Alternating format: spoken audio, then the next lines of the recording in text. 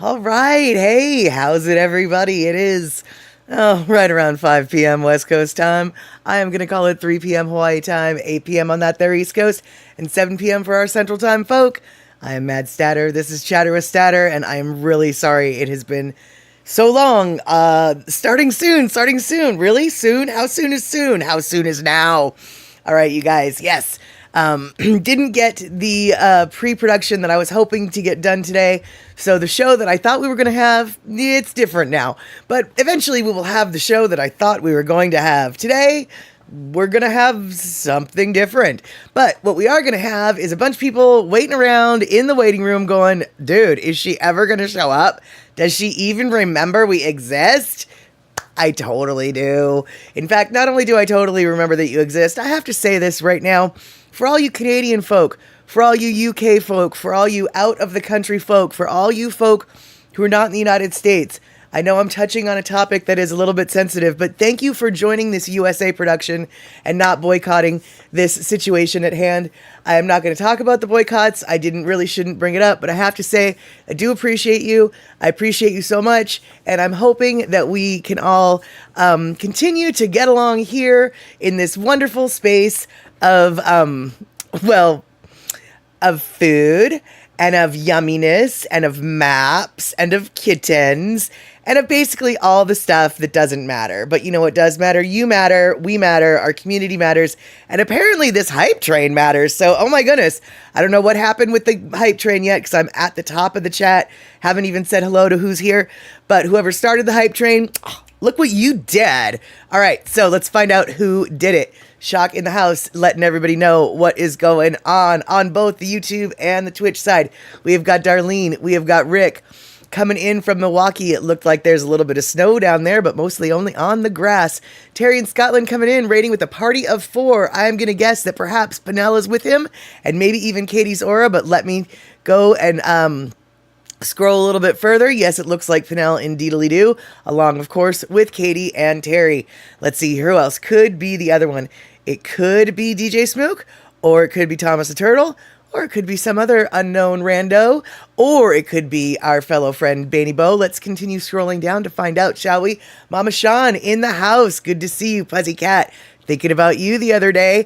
Leo was in the house. It was kind of weird. I walked in. He was in the house. I felt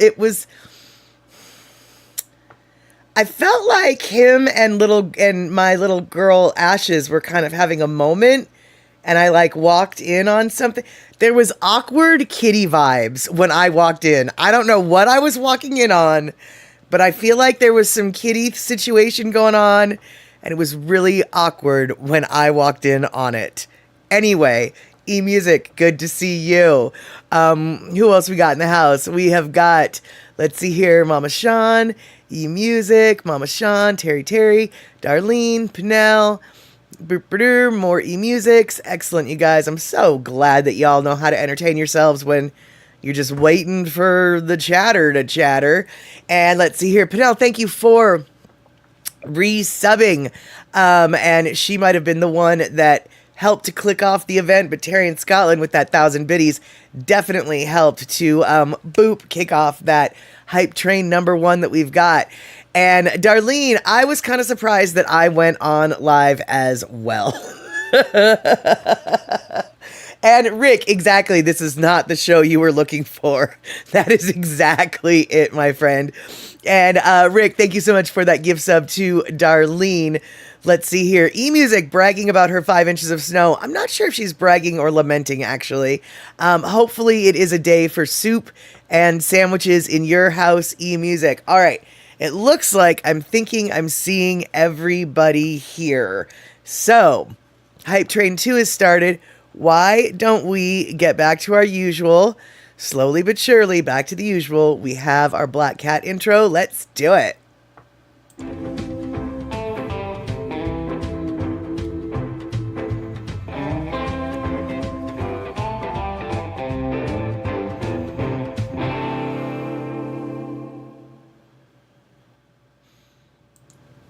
Okay, there we go. That was green eyes glaring into the darkness. All right, you guys. So, I told you last stream that we were going to talk about Chinese food, and we kind of are a little bit, but not the way I wanted to.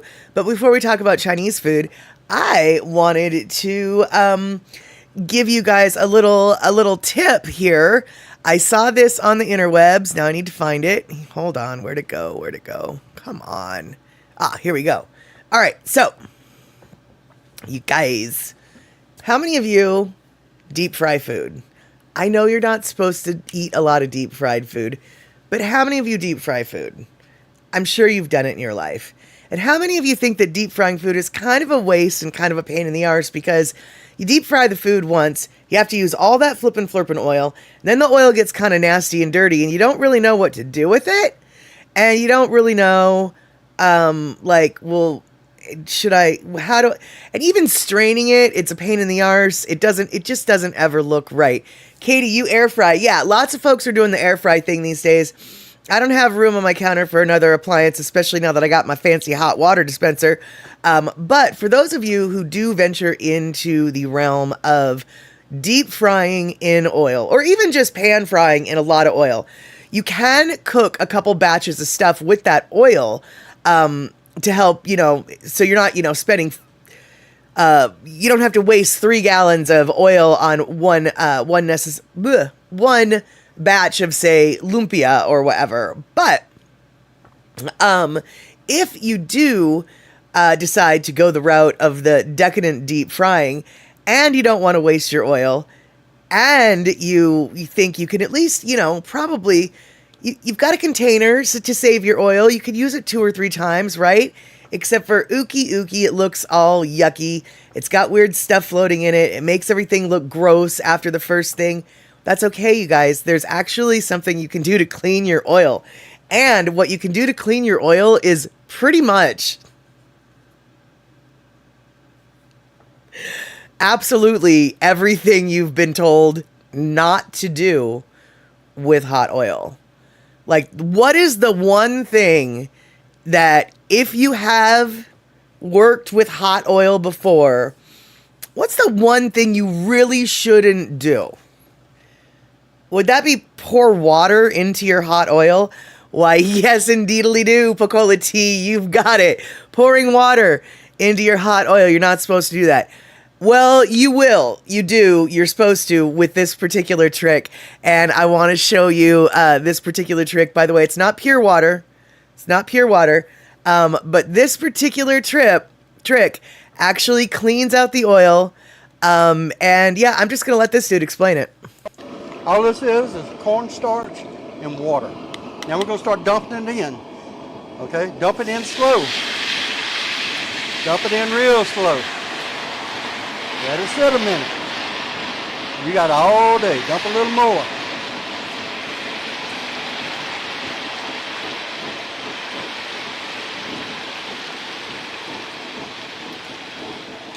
Now, see, that wasn't that hard. Now what I'm going to do now is give it a little bit of stir. All right, y'all. What it did when you dump it in the bottom, that makes like a gel, like I don't know how you would say it, like a gel. And what it does, once it sticks to all the crumbs and stuff, and it starts getting hot, it floats to the top. Once it gets to the top, you gotta let it cook down a little bit.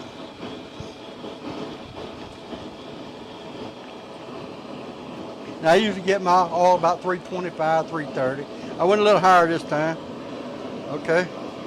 Now once you get brown around the edges, you kind of move it like that just a little bit. We're trying to play with it. Okay. It ain't ready yet. Now a lot of people do it too soon. You can't go too soon. All the stuff is kind of coming to the top, but you've got to let it get kind of cooked out. A lot of people say, how many times can you do this? I've done it up to 3 or 4 times. Not 3 or 4 times, I get rid of it, start over, But, if you can get 3 frying different things out of one pot of oil, that's pretty good. It saves you a lot of money. All right, now it's been a little while. This is starting to get hard around the edges. So you just kind of go around and fold it in. Fold it in on itself. You still got a lot of brown stuff in there, so you got to let it all get good brown. About got her done. Here we go. See, I'm kind of folding it on each other like that. And what we're going to do, we're going to go ahead and get under it and pick it up. Let it drain. Okay, we're going to set it on this plate. And I've had people even say, hey, send me one of them, I want to try to eat it. I don't advise to eat this. I really don't. I just wouldn't do it. All right, y'all, this grease is cleaned up. It's ready to cook again.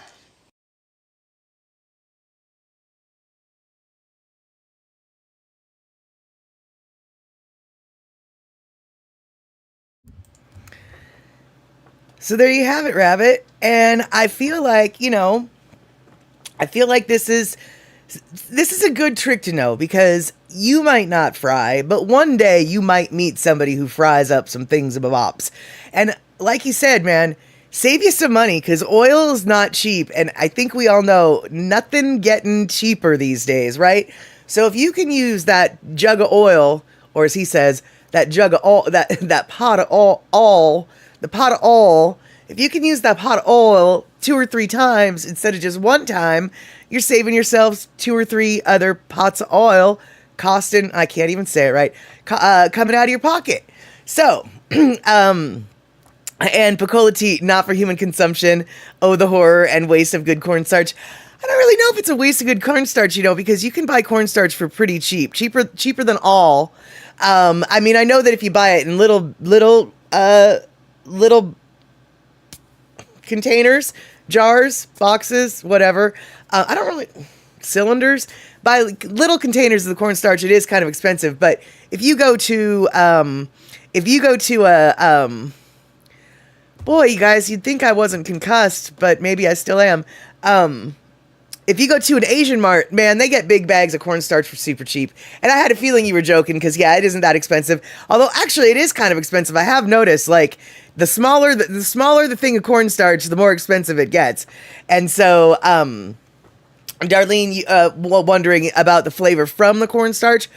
Well, I think, I mean, in theory, it all congeals together and comes out. So, and I mean, we can watch it again if you want, but when I watched it, it did seem like his oil before doing that was much dirtier than what he ended up with at the end.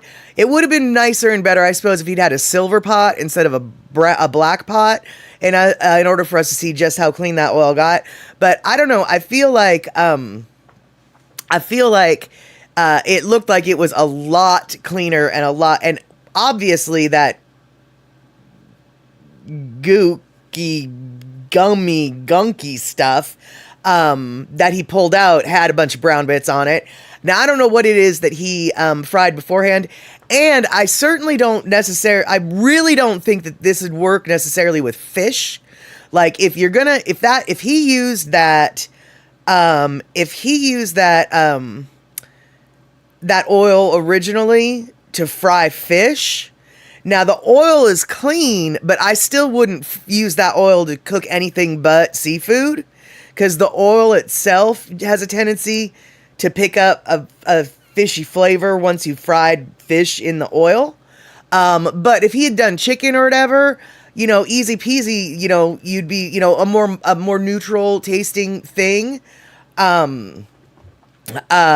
It would, I think that oil would be perfectly clean to cook other stuff. And yeah, Darlene agrees. Yeah, not after frying fish. Now, I do think that it'd be clean enough to fry more fish, or more shrimp, or more whatever seafood you've got. But for me personally, and it sounds like Darlene might be of agreement, and I have a feeling all y'all who've fried stuff before probably are, if you use the oil for seafood, that oil is for seafood. You don't cook chicken in your seafood oil. You can cook seafood in your chicken oil, but once you've cooked the seafood in the chicken oil, that oil becomes seafood oil kind of thing. You can't take the seafood flavor out of the oil once you've used it once. And I agree, Shock, those brown crunchy bits are the best part, which is why that really gross, whatever it is, cornstarchy sponge that he fried up and pulled out of there, looked kind of tasty, and I'm not surprised that people were like, why don't you send me that thing? And he was just like, yeah, no, that's not a good plan. And Pussycat, where did the water go? I guess it evaporated, because it did, when he poured that liquid mass in there, it did bubble up just like water does, and it did evaporate a lot of steam. So I guess it just evaporated. You know, I've never tried it, but I've seen more than one video online using this method. He was just the first guy that I saw, and he was, I don't know, I just thought he was kind of charming. So I decided to grab that clip, and no, I can't tell you who it was. If I'd been thinking better, I'd give the guy credit. But if you YouTube cleaning oil with cornstarch, his video is one of the first ones that comes up. Although I have to admit, actually, when I downloaded that one, it was all in Chinese. So I had to find a different one. I don't really know what happened there. And yeah, there was a lot of steam. And yes, as Shock pointed out, 325 is above the boiling point of water. So yeah, just all boiled off. But luckily, and like he said, you know, you have to pour it in carefully, you know, because you don't want it to explode with steam into your face. But he poured it real careful like. Because he had all day. He didn't have to rush it. And remember, don't rush it. You got to get it all brown, all cooked, and fold it over on itself. Get all those things just sucked into their cornstarch crispiness.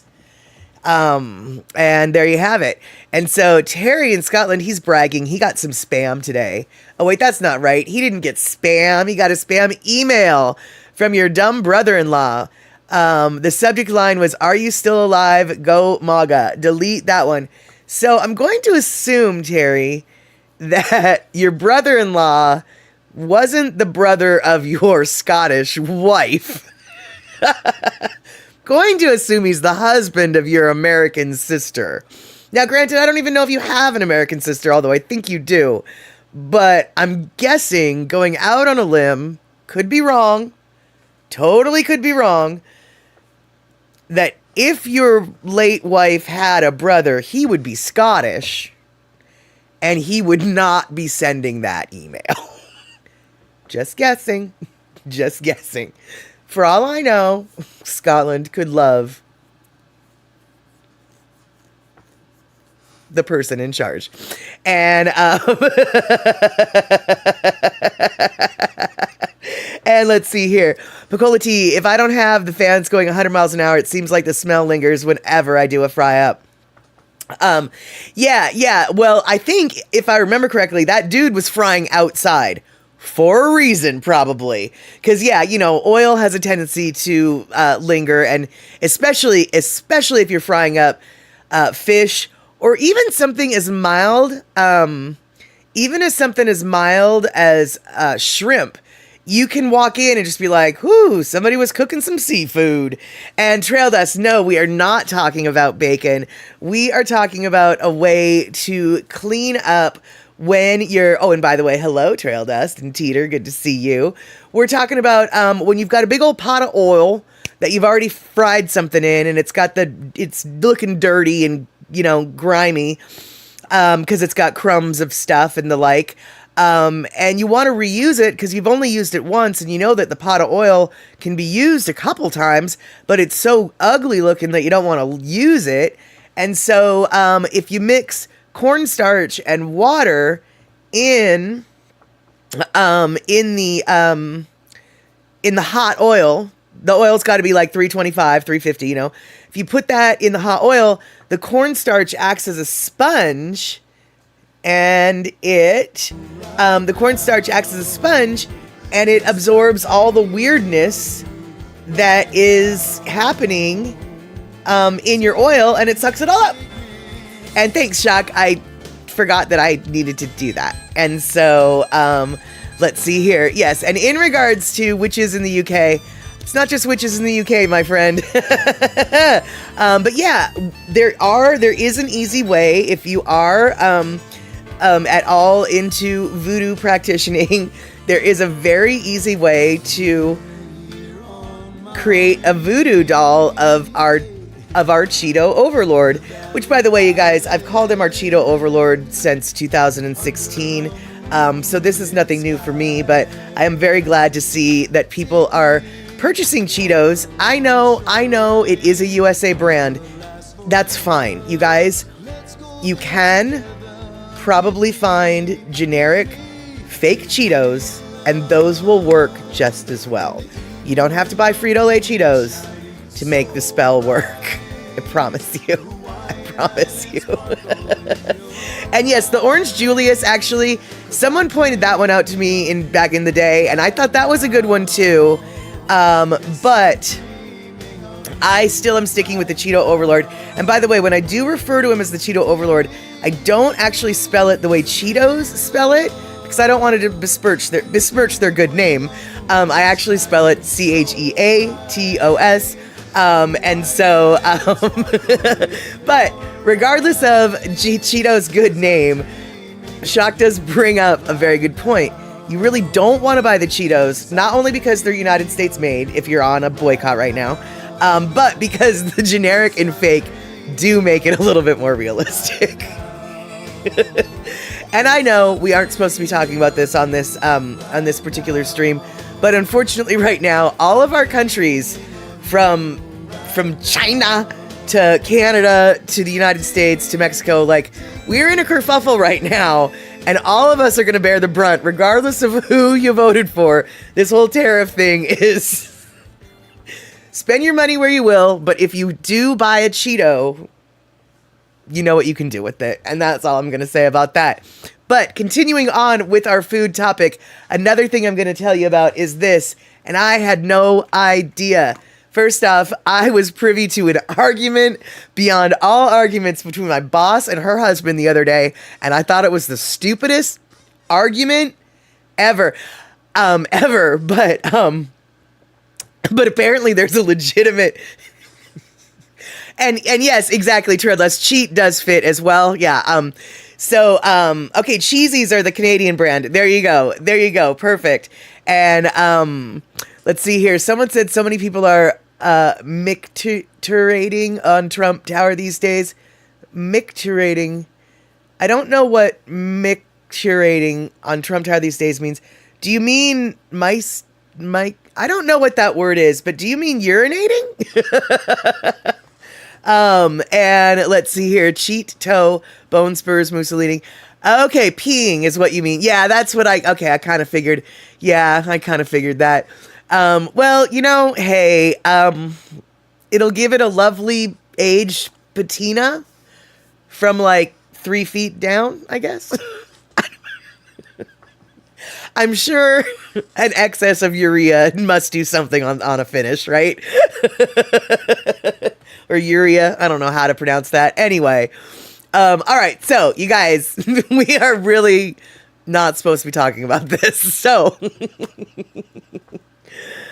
do you guys ever buy tuna? Tuna. Shock, on a hot day in Manhattan, the place will be uninhabitable. Okay. We're going to talk about this in a minute. Dude, I have no doubt that it will be uninhabitable, but here's the deal, man. If you have ever been to, and if Andre was here, he could verify this 1,000 times, but if you've ever been to San Francisco, in the Tenderloin District, okay? Now, the Tenderloin District is called the Tenderloin District for a reason. It's been a bad part of San Francisco since the beginning days, so much so that the cops who worked there were paid extra. Hence the name Tenderloin. The cops that worked there could afford the Tenderloin because they were paid extra because it was that much rougher than the rest of the city. So, Tenderloin District, to this day still a rough part of the city. Not only is it during the summertime incredibly fragrant already. When someone... Okay, and it's fragrant due to the dehydrated urine everywhere. but you can literally be walking down the street and suddenly a wave of basically ammonia gas comes at you. What? They're supposed to be playing. Hold on. The music is supposed to be playing. Thanks, Shock. Anyway, you can be walking down the street and a wave of ammonia gas will come over you because all of that dehydrated layers of urine, when someone urinates on it and fresh urine rehydrates old urine, oh my, it's enough to make your eyes water. It's actually probably against the Geneva Convention. It is a nauseous gas that is, it's chemical warfare. I mean, it is.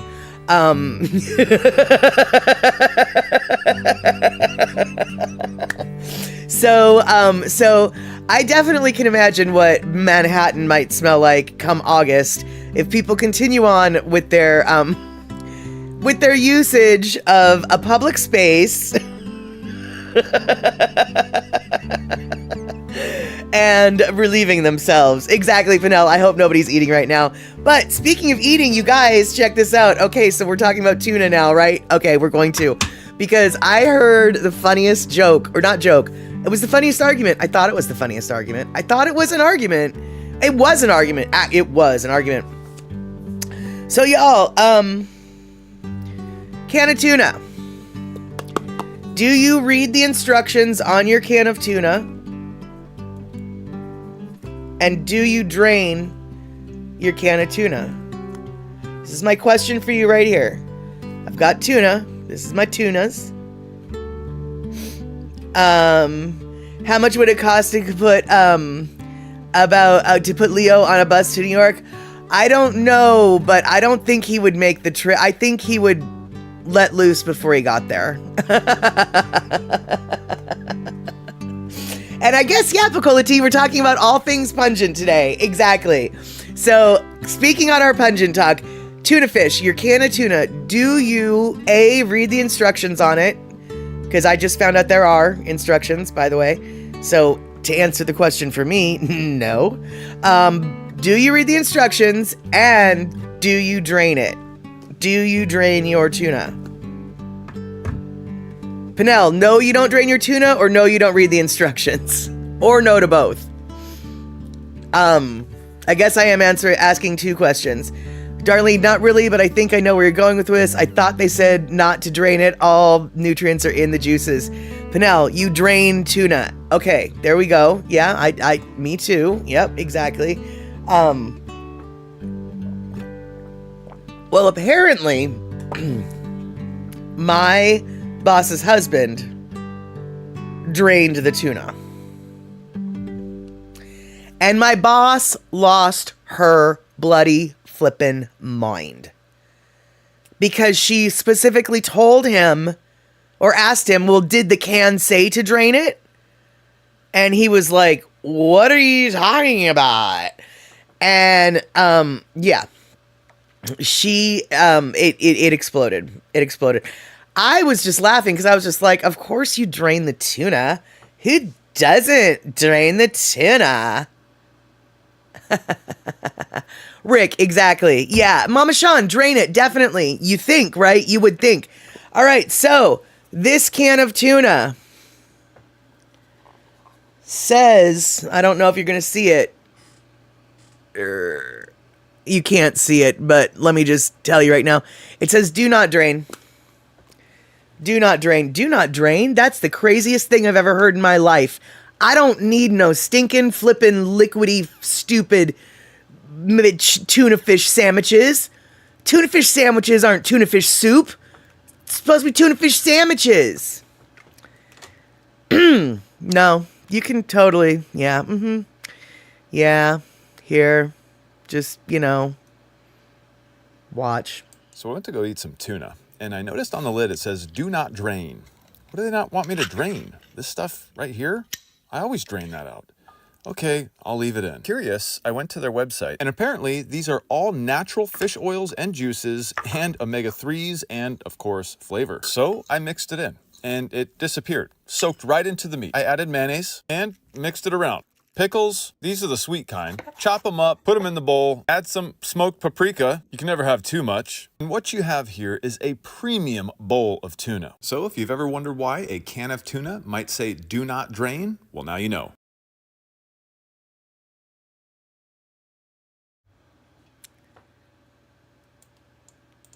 I never wondered why a can of tuna would say do not drain, because I never read my flippin' can of tuna to see that it says do not drain. So, for those of you who don't know, some tuna has instructions, and I guess you should read them. Now, personally, Puzzycat, you give your Kylo the fish water. I give my cats the fish water as well. I really, really, it never occurred to me not, didn't occur to me not to give any to the cats. It didn't occur to me I was supposed to keep it for myself. Now, I'm going to assume, now, Mama Sean, it could just be the Safe Catch, although I don't think it is, because I don't think my boss and her husband have this brand in their house. But I do think it has to go, I do think it might have something to do with whether or not it says packed in water, whereas if it's packed in water, you probably do want to drain it. But say if it's like the solid albacore chunks, you probably don't. I don't really know. Right, Darlene, exactly. Now I have to go take a look at my tuna can. Be right back. Exactly. You guys, I didn't even know we should be reading our tuna can, because who needs instructions on how to eat tuna? Well, I do, apparently. I do. Exactly, Trail Dust. I've read cereal boxes, but never tuna cans. I've read the back of shampoo and conditioner containers, when you're in the bathroom sometimes. But no, it has never occurred to me to read a tuna can. And so for those of you who buy canned tuna, look. And so, Puzzycat, you are using your tuna correctly. Apparently, yours doesn't say keep the juice, so you're using yours correctly. I have not been using mine correctly. Now, granted, this is the Safe Catch brand, which was the same brand in that video. So, I'm going to assume that it's safe to, I'm going to say it's safe to assume that Safe Catch, the instructions are probably all the same. And I'm also going to assume Pinnell was like, didn't drain my nice can of Raincoast salmon that I got. Well, I drained some into Tarine's food and she loved it. Yeah, I'm going to assume, and once again, this is total, I do not have footnotes to prove my point. This is guess. But I'm going to guess that the more expensive the canned tuna, the less likely you're going to have to drain it. I have not put this hypothesis to the test, but that is my assumption. And Puzzycat, out of curiosity, do you remember what brand of tuna you happen to you happen to look it looks like you're looking at your can of tuna right now. Do you know what brand you're looking at? And right, it says albacore in water. And so I wonder if the label, if it specifically says something about the water, because this one just says wild elite pure tuna, lowest mercury of any kind. And so, and let's see here. Yeah, and the ingredients here was just the tuna fish. Yeah, so I guess if the ingredients are just the fish and no water, then I guess you don't want to drain it. And Mama Sean, just checking your Bumblebee, and it has no instructions. Puzzycat, you've got Starkist, and it sounds like they don't have instructions either, or if they do, it says to drain it. And Terry, all Tesco tuna is line caught from Ghana. It comes in sunflower oil, olive oil, and spring water. You get the spring water. Got it. Yeah. Now, okay. Now, when it comes to like the tuna that's in oil,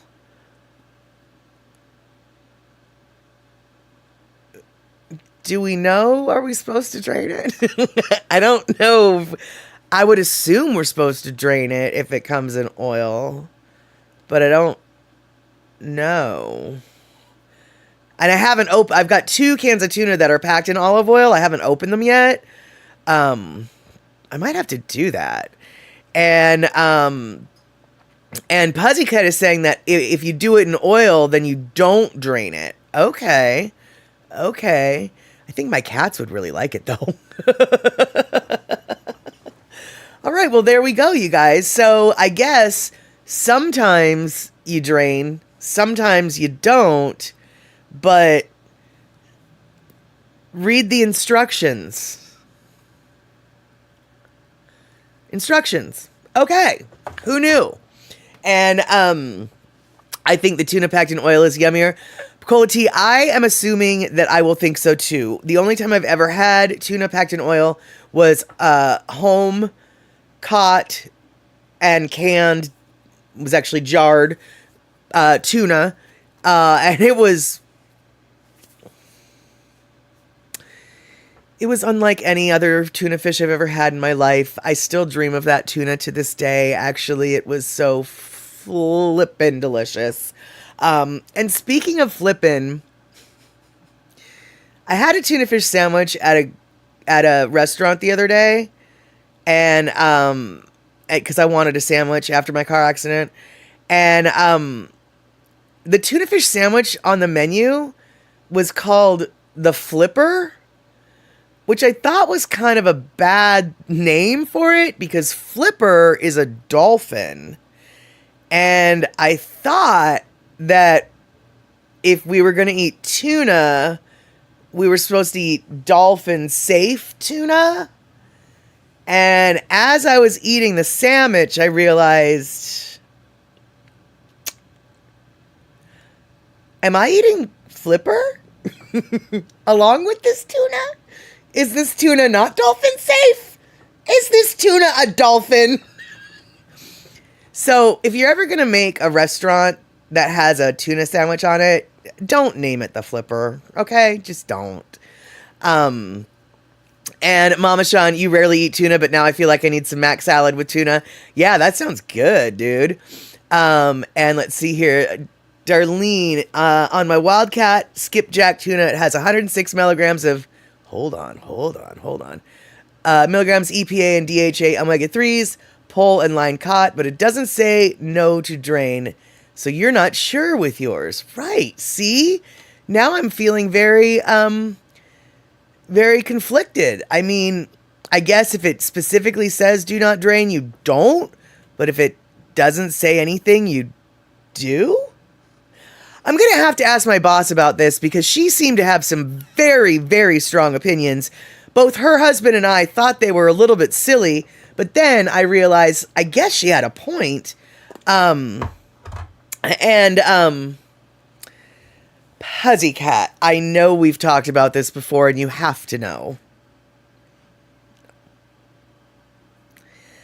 My dad was the only one that liked Miracle Whip in the house. There is no Miracle Whip in my house. I'm a Best Foods mayo person only. Although I am open to trying Duke's because I hear Duke's is good, but we don't get Duke's over here, so I can't do that. Yeah. Puzzycat stirring up that there pot. I am a mayonnaise fan, not a Miracle Whip.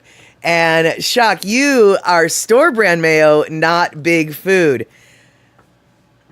I just can't even with that right now, Shock. I would rather you tell me that you eat Miracle Whip than store brand mayo. You don't even know what's good.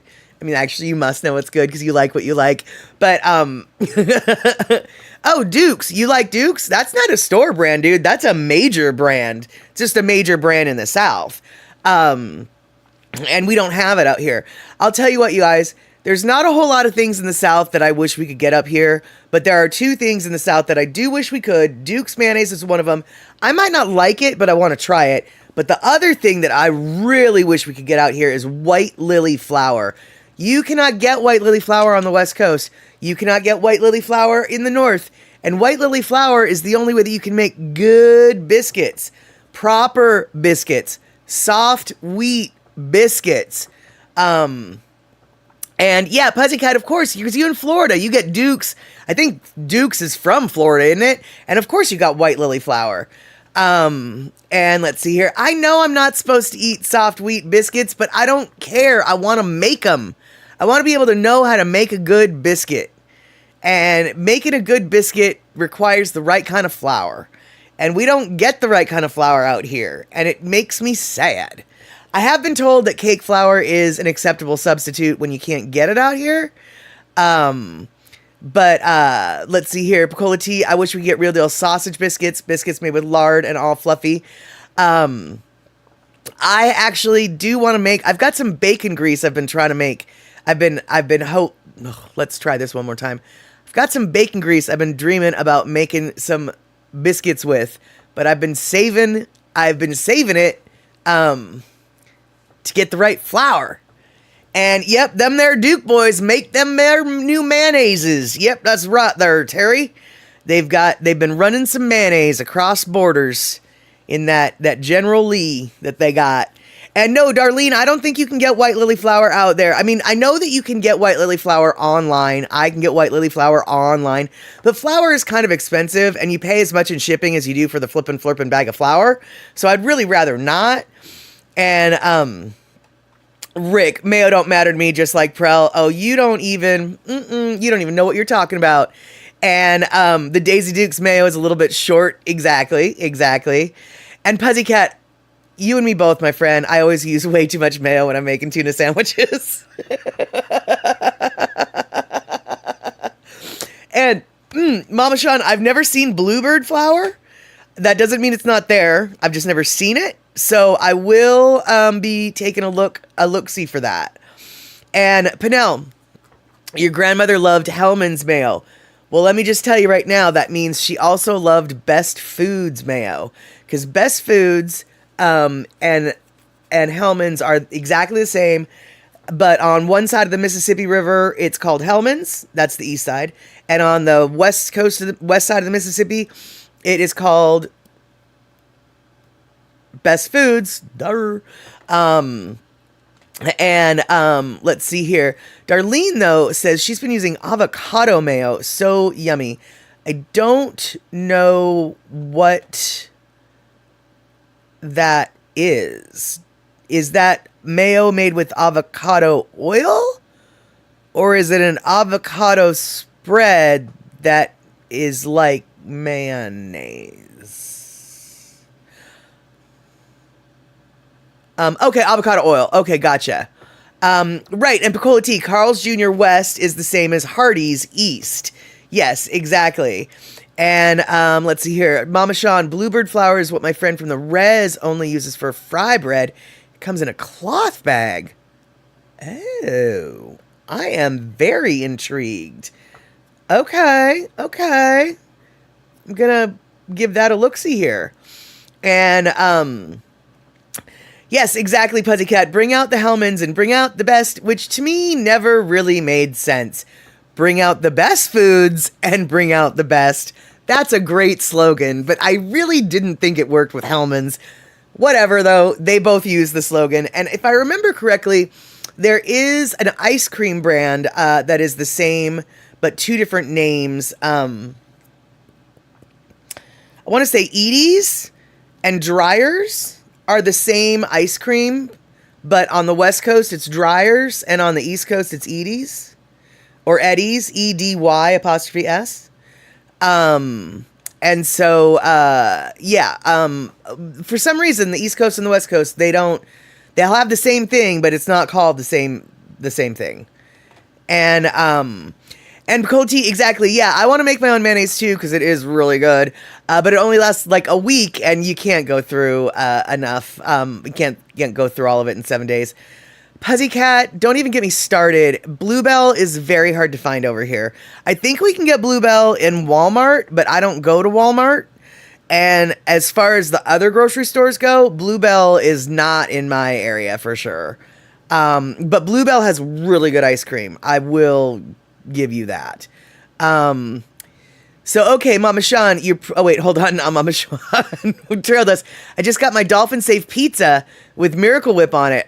Beautiful, beautiful. Send it my way, my friend. It's funny you should mention pizza because I've got a chart about all the different kinds of pizzas across the world that we were going to discuss, but it doesn't have anything with dolphins or Miracle Whip on it.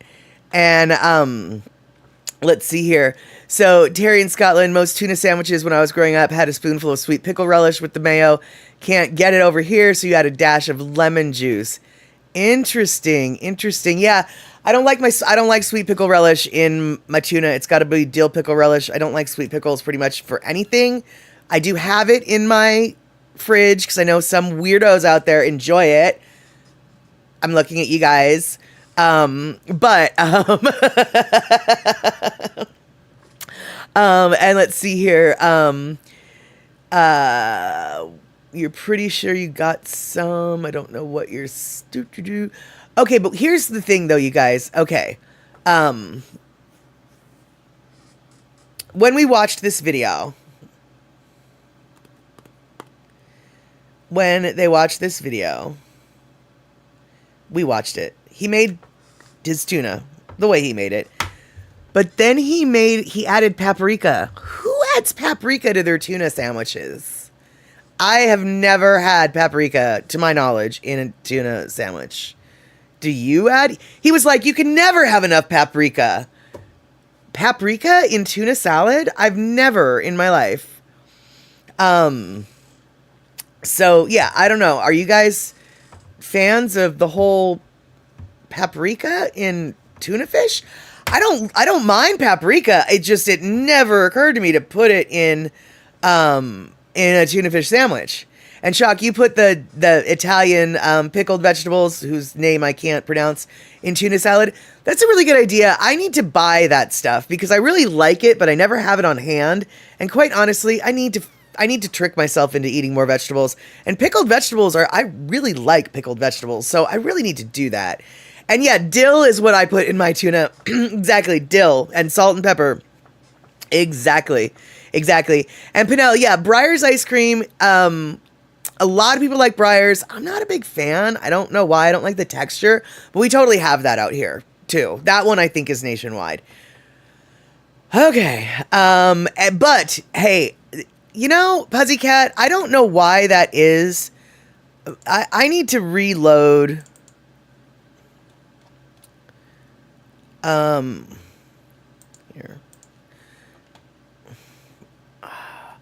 I don't know why the background music keeps stopping. I see that it is stopping.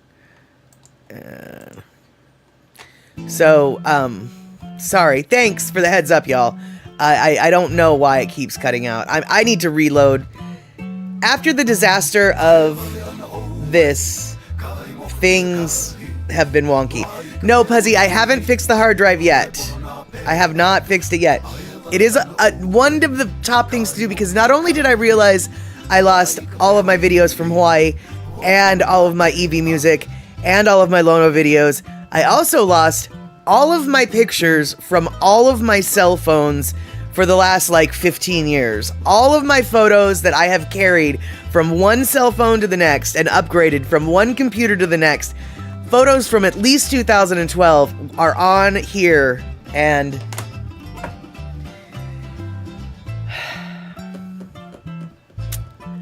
I can't get to them. And let's see here.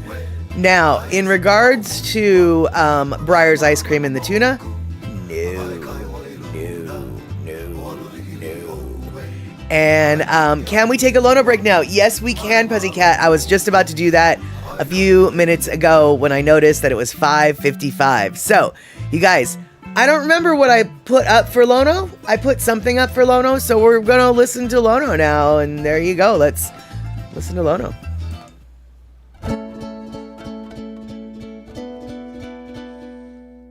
Ipo le manu.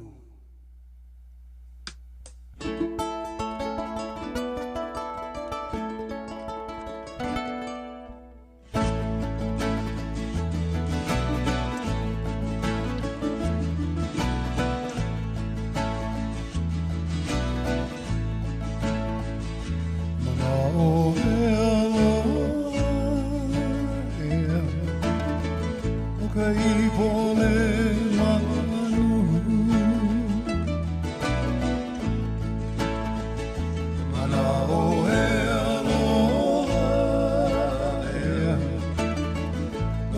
Ipole manu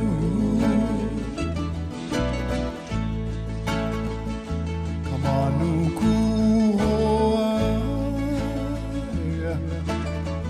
Noho mai kana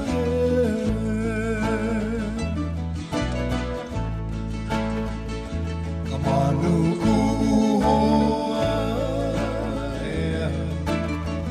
Noho mai kana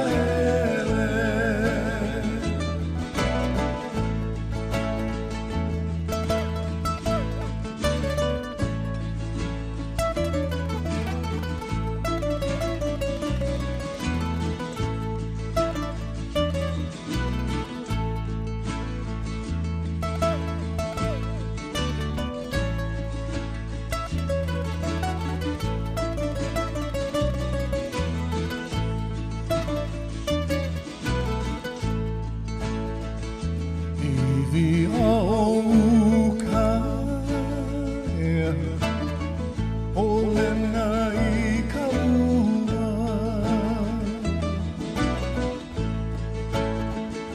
Iwi au kaya Ole nai kaua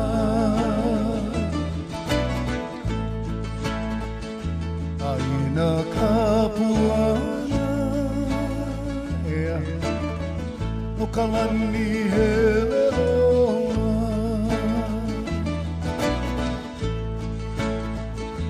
Aina kapuana ea No kalani hele roa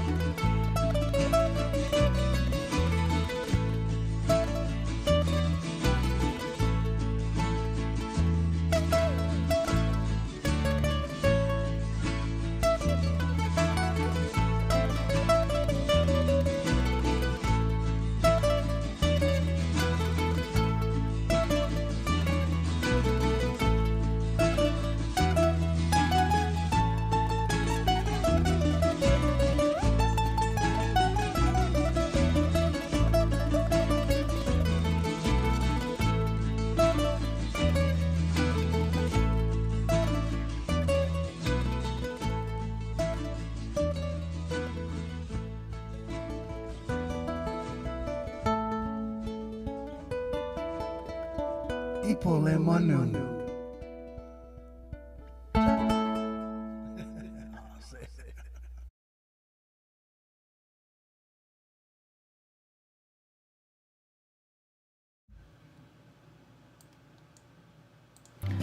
All right, Darlene coming in with a way to use your pickle juice to pickle yourself some green beans. Mr. Dusty coming in saying, hello, pay attention to me, pay attention to me. And E-Music, yeah, I absolutely was, when I was looking for something to play today, I was like, ooh, I remember that tune. And it's something about the background strumming or melody just hits my ear the proper way. And so Dusty is here being very unhappy. So I'm going to let him go in a second. Urgh, there we go. Oh, green beans from your garden, even better, dude. Yeah, but might as well reuse, reduce, reuse, recycle. And if you're not one of those weird people who drink pickle juice, because they do, and yeah, that's right, I'm calling you weird, but that's okay, because if you're not weird, you wouldn't be welcome here, so it's not a bad thing. But if you're not one of those weirdos, you can always redo your pickle juice and pickle some more stuff with it. And Tari needed some tuna cat food after hearing of tuna, I bet. And you guys, so check this out though. I pulled out all of my tunas. And my chicken of the sea tuna says, not only does it say that the ingredients are solid white tuna, water, and vegetable broth, if you read the serving stuff, it says a serving size is 3 ounces drained. So even though it doesn't specifically say to drain it, I notice in on the label it is basically telling you to drain it. So 3 ounces, but 3 ounces drained. So this one, even though there's not instructions that tell you to drain it, implies that you are supposed to drain it. So that would be the Chicken of the Sea solid white albacore tuna. And then, let's see here. This, unlike what Pussycat said, this Genova in olive oil, yellowfin tuna, the serving nutrition content serving label also says that it is the serving size is 1 can drained. So I guess I'm supposed to drain this. This one, also Genova, but albacore in oil, also says to drain. It's in their serving, it's on their nutrition label instead of instructions. Now, obviously, we've already discussed what Safe Catch says. Safe Catch, very specifically in their serving size discussion, says nothing about draining. And it also says not to drain here. So, I guess that's how you solve the to drain or not to drain mystery, is you look at the nutrition content per serving, and it'll let you know what a serving is and whether or not that serving is to be drained or not. And so now we know. I mean, we don't know, but, and so now we're guessing that that's something we should know. And now we're guessing that's something we should know. How about that? For a definitiveness.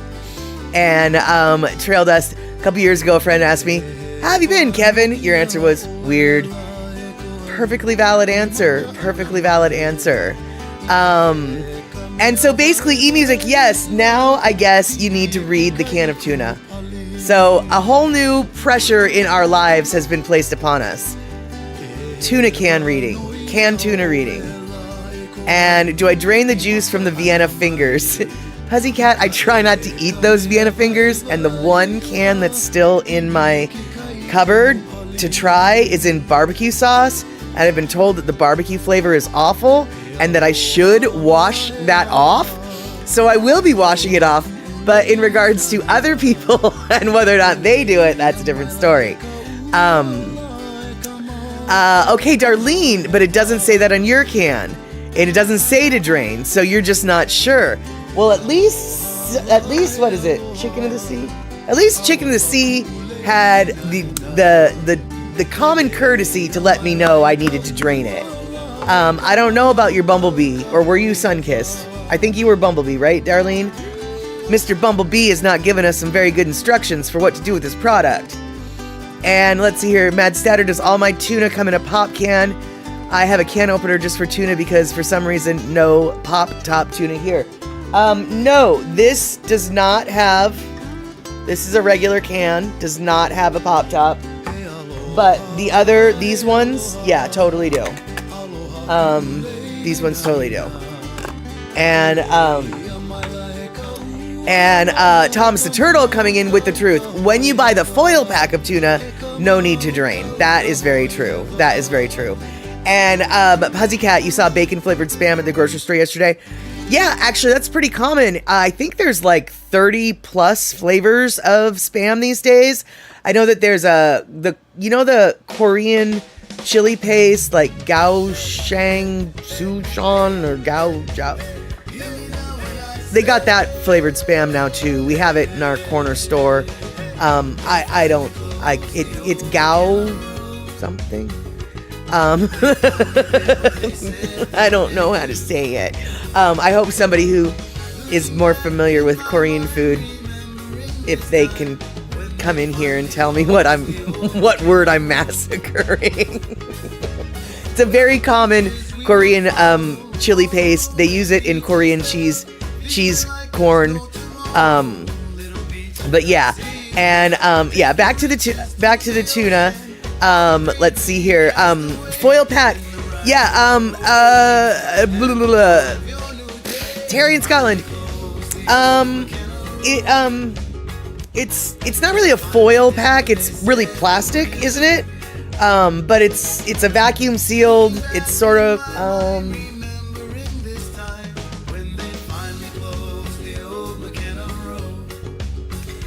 I'm not going to really give you an example of what it is because I can't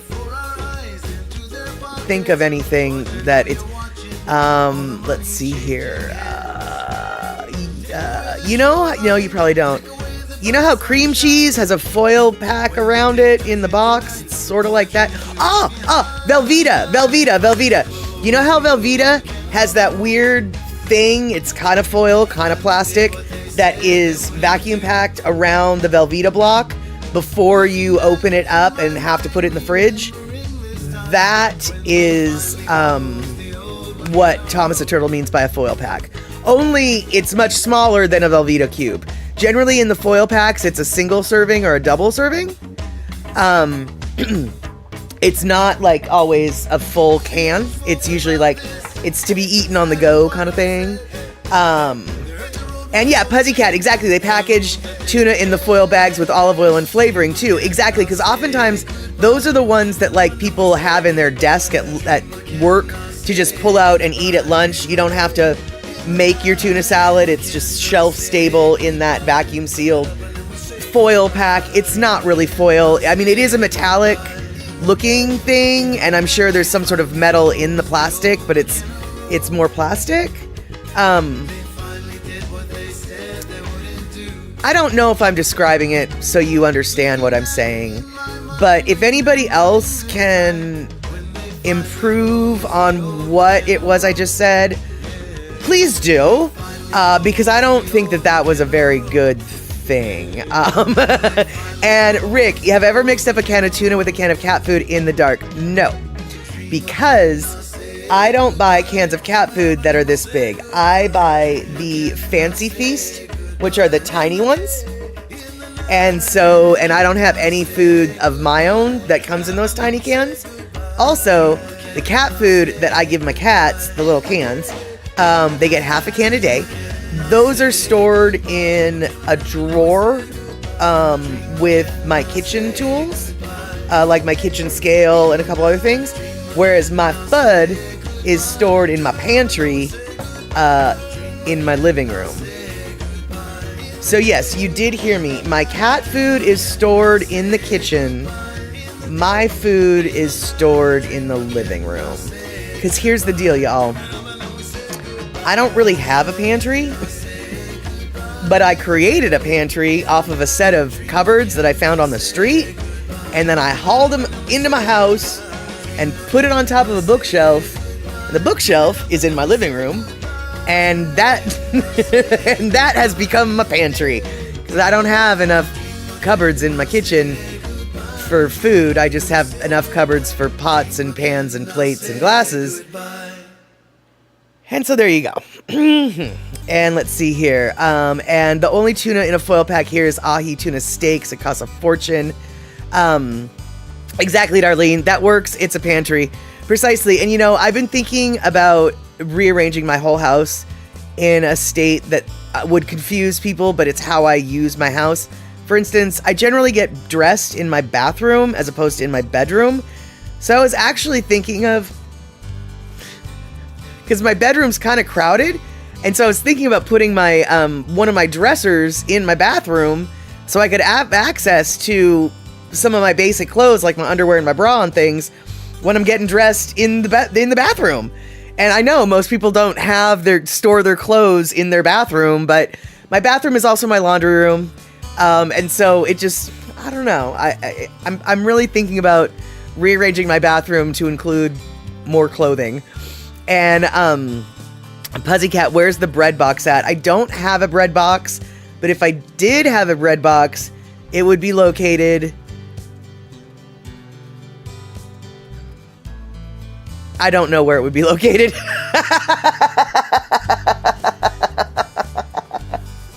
And Shock, yes, I can keep it dry enough in there because There's this little nook that's sort of between my water heater and the, what are they called? The baseboard heater for the bathroom that would fit my little dresser that I want to put in there perfectly.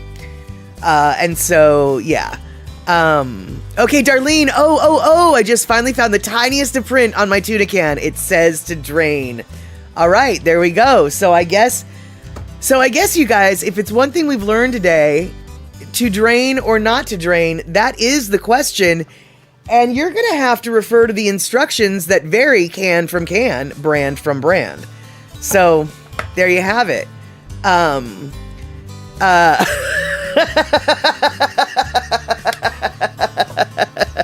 Trail dust, cupboards on the side of the road. What doesn't say filled with food about that? Would it make you feel any better to know that I actually have gotten 2 sets of cupboards off the side of the road? All of them are now filled with food.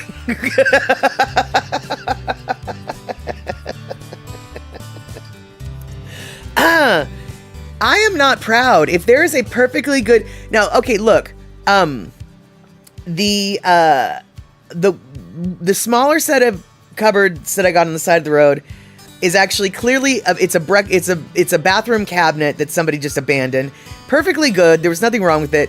But the bigger cupboard set that I got that was on the side of the road was actually, like, obviously handmade by somebody for, like, a trailer or whatever.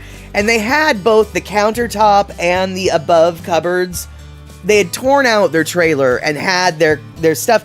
And it was perfectly good. I mean, it was perfectly good.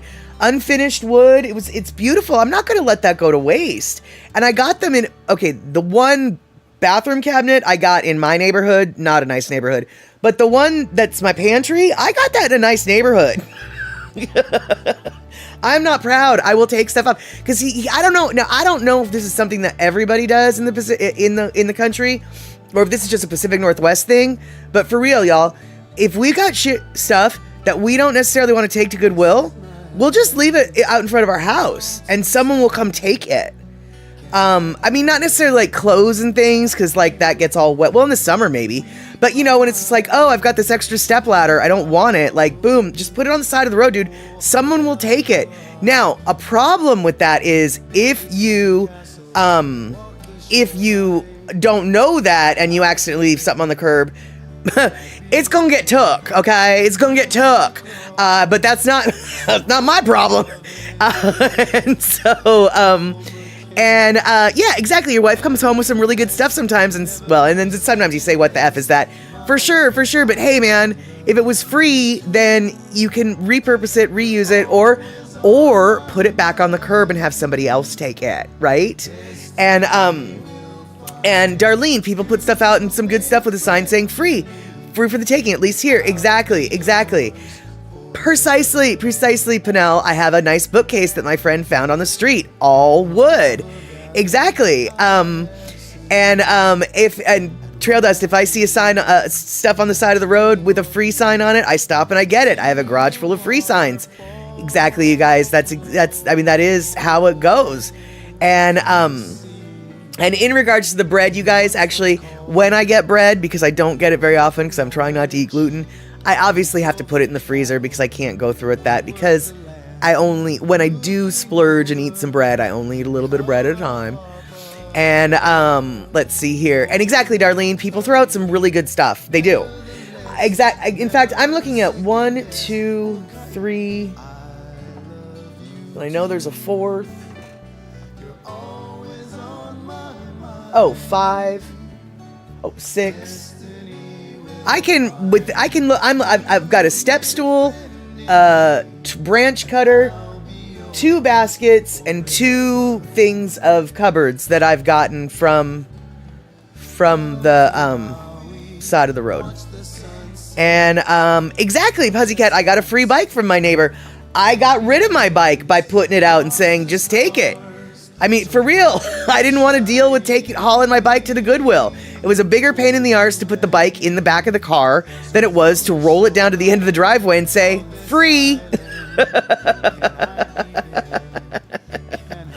And exactly, Shock, I think we bought 4 furniture items that are new, period. Everything else was hand-me-down.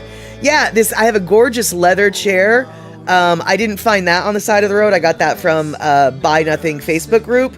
But yeah, dude, full on. There was, I have no pride. I will happily reduce, reuse, and recycle when I can. And and Rick, I once put out an old 8-foot artificial Christmas tree on the curb as a joke to the city for cutting down our trees, and someone took it before the end of the day. Well, hey, at least someone got a use out of it. Even if the city didn't get a kick out of it, someone got some use out of it. And let's see here. Coffee jars. So wait, Terry in Scotland, you can't throw anything out. Your kitchen countertop gets smaller and smaller because you collect coffee jars. You might need that someday. What is a coffee jar? Do you mean a coffee can? A coffee tin? Does coffee come in jars in the UK? Help me understand what a coffee jar is. And Rick, I bet you were glad to see it go, because an 8-foot artificial Christmas tree takes up space. Even if it's storage space, it's still a lot of space. And coffee jars! Right, because instant coffee comes in a jar. Is that what you're drinking? Terry, don't tell me that's what you're drinking. Okay, Egbert's Pure Indulgence comes in a jar.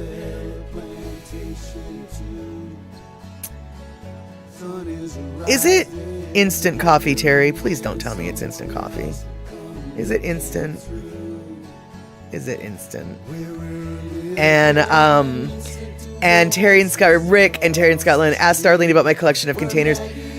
Cola T, you collect too many tote bags and good boxes. Occasionally I'll purge, but then it accumulates again. Are we going to talk about good boxes? Because we can talk about good boxes. I am looking at a collection of good boxes right now, okay? And the last time I had a collection of good boxes, I made a garden out of them, and you guys kind of were like, I don't think that's gonna work. And I admit, it didn't work very well because I didn't pay too much attention to the garden, and I didn't water it enough, and I didn't feed it. But I got beans, I got peas, and right now I got taters growing in the garden because you guys, the boxes were so good that they've lasted through winter and they're still holding up. That's how good those boxes were. Those were some good boxes. Yeah. Now, in regards to jars, be they coffee jars, peanut butter jars, jelly jars, pickle jars, or any other kind of bottle or glass container, I don't know what you're talking about. Why on earth would anyone save that? I can't imagine having 4 or 5 shelves worth of glass jars just hanging around in case you need them. I don't know who would do anything like that. But I do know that anybody who might do something like that, they might convince themselves that all of those empty jars aren't wasting space because they've got water in them. Yeah, I convinced myself. Okay, so I do know who I'm talking about. I do know who I'm talking about. I'm talking about me. I swear to God, y'all, it doesn't matter. Pickle jars, not so much, because sometimes they still have a pickly smell. But peanut butter jars, jam jars, jelly jars, whatever jars, I absolutely keep them. And in order to convince myself I'm not wasting space, I fill them with water in case, I don't know, in case I run out of water. I don't know. I saw on the interweb once that like a grandma from back in the Depression in the farmland country always said to store water in your glass jars. And the person who was homesteading, did that, and they were like, it has actually come in handy, when times when our pump goes out and we can't get water, these, jars of water in my pantry have saved us. That's awesome. I don't homestead, but I still do that. Yeah. Yep. So as long as you fill your jars with water, you can convince yourself you're not wasting space. Yeah. Exactly, Terry in Scotland. You have to pry your coffee jars from your cold, dead hand. Precisely. And you probably want to fill your coffee jar with water. And then that way you'll know you'll always have some water just in case the water goes out, even though the chances of your water going out are slim to none. But you'll still have your coffee jars full of water. And that'll be important. At least it would be to me. Yeah, exactly. And Shock, I think we all have echoes of the Depression echoing in our brains. Well, I'll tell you, man, if you had a grandparent or a parent who lived through it, you couldn't not. I mean, it was my grandparents who lived through it, but it's still... Look, reduce, reuse, recycle is what I grew up with. Are you telling me that I'm supposed to throw away that perfectly good free Tupperware? I bought some Cool Whip, not for the Cool Whip, but for the flippin' flirpin' free Tupperware for the next 10 years that comes out of the Cool Whip. It's just how it is. And you have 2 large jars of water in the fridge. See, there you go. Pinnell, you know what's up. And Tupperware gets free cycled because, well, yeah, totally, because it just wanders away. Well, yeah, real Tupperware, exactly. That's part of the reason why you use the Cool Whip for the Tupperware, because it doesn't matter if it comes back to you. Whereas Tupperware, you paid good money for that, and you better make sure that you get your Tupperware back. Oh, you just get rid of it? I have some Tupperware. I have some vintage orange Tupperware that I think it's actually... I think it's actually maybe worth something nowadays. It's so vintage. And they aren't full of water from tuna cans, are they? No. That kind of water remains a little bit fishy. And no tro nothing. Exactly, Grandma. Exactly. And Rick, don't microwave that free plasticware. Very, very true. I can't because I don't have a microwave. But for those of you who do have microwaves, by all means, don't microwave a Cool Whip container. Don't microwave that Country Crock butter container. Don't microwave that Bob Evans mashed potatoes container. Just don't. Use those containers. That gallon ice cream bucket, heck yeah, that's useful. Just don't microwave with it. And let's see here. Oh no, you wanted your pie crust rolling sheet a few months back and you couldn't find it? Oh, that would be a bummer because those are handy, actually. I'm not going to lie. And oh, did Tupperware go bankrupt? Well, then it's even more valuable, I'm sure, than I thought it was. It's all vintage and stuff. All right, you guys, I had one video I was going to show you, but we're already 4 minutes to the bottom of the hour. And so I think that we can save that one for the next time. And let's see here. Oh no, Shock. A friend visited. He didn't know better than to microwave something inside the plastic. Oh no.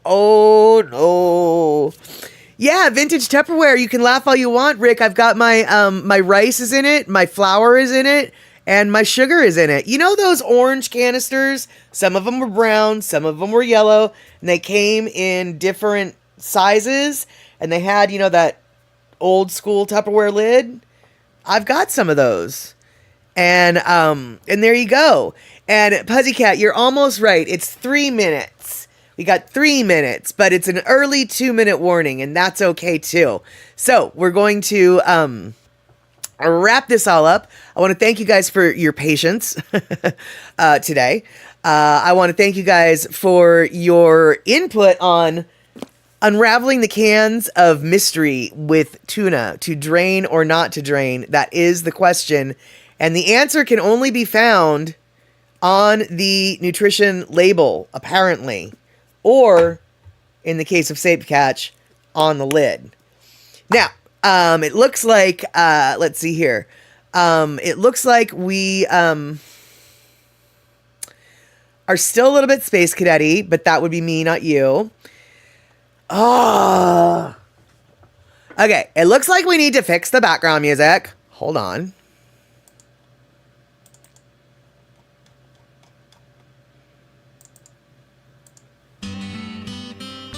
There. And it looks like I need to fix the background music. I'm going to unload and reload that. Hopefully that'll fix that. I don't even know what is going on. And let's see here. Shock, you sent me a message on Discord. Already the settings on that. Okay, cool. Hopefully, well, the settings haven't changed, and I didn't used to have this problem. I'm not trying to get full of tone with y'all. Even though you just heard some tone that wasn't directed at you, just so you know. But what I did want to say is Saturday, 6 p.m. map standard time, place. We're going to watch 9 to 5. 9 to 5 with Dolly Parton, with Lily Tomlin, and Jane Fonda. 9 to 5. That is going to be the movie for Statterbox at the cinema. And we've got 1 minute left. So I want to say thank you, mods.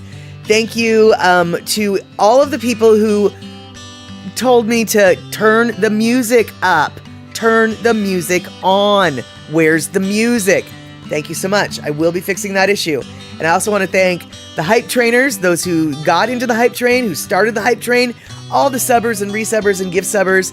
Thank you all for being here, but mostly thank you for being here to talk about random silliness like tuna fish and carrot shavings and green jello. Trail Dust, I might have to ban you for that. I'm just kidding, but